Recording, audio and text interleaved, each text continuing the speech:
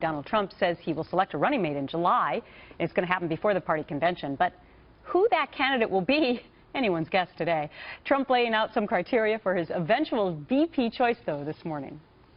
And it will be probably a person with political experience because, while I've been in the world of politics all my life, the business I will handle so well will bring our jobs back and will bring our economy back. But I do want people to, I would like to have somebody that could truly be good with respect to dealing with the Senate, dealing with Congress, getting legislation passed.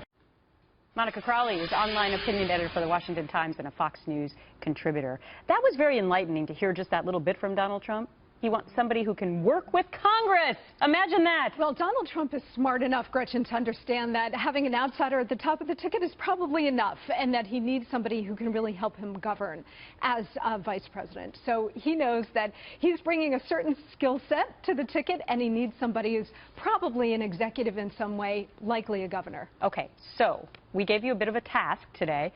Who do you think might be on the short list? Well, the guy that we just mentioned who's leaving the race today, John Kasich, would be an obvious choice. They all say, oh, no, I'm not at all interested in VP. Right. I'm running for president. None of them mean it. He's the obvious, one of the obvious choices just because he's sitting atop Ohio. Problem with John Kasich is he's not really a master of message discipline, and you can't necessarily control him.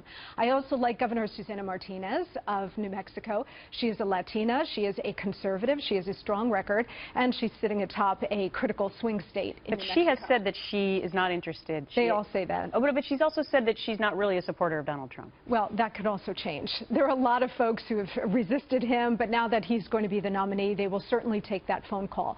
The other one, which might come as a surprise to you, is Ted Cruz. Now, there's a lot of personal animus. Certainly, we saw that over the last couple of weeks between Trump and Cruz.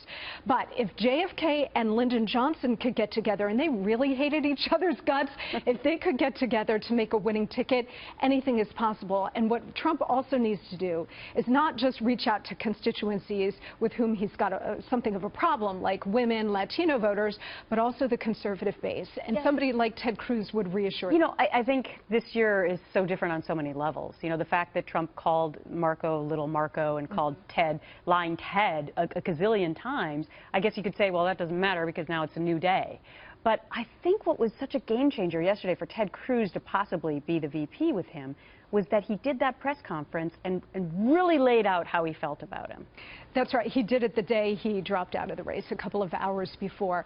Look, there's a lot of emotion that goes into running for president by the candidate, by their staffs, by their supporters. So tensions are running very high. But give it a little time to simmer down. And then when people see, who may have opposed Trump, when these candidates and others see that Donald Trump represents a wholly new way of approaching Republican politics, politics in general, how to govern the country, you'll see, I think, a lot of former skeptics starting to come around and be more than willing to take that call from Donald Trump. Okay, lightning round. Condoleezza Rice.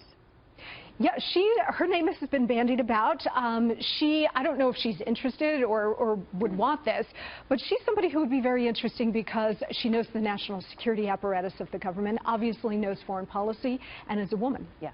Ben Carson's supposedly going to be heading up this committee. Not sure he would be in the mix. Chris Christie.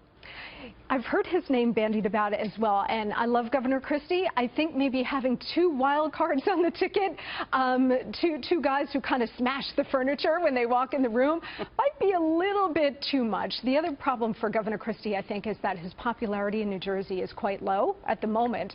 So the idea that maybe he couldn't even deliver his home state on a presidential ticket. New Jersey's my home state for a long time, and it votes Democrat at the presidential level. So the calculation would have to be made, what can he bring? What can he deliver? Okay. We will have to see. We'll be talking about it for some time. Oh, for a long time. Monica, thank you. Thank you.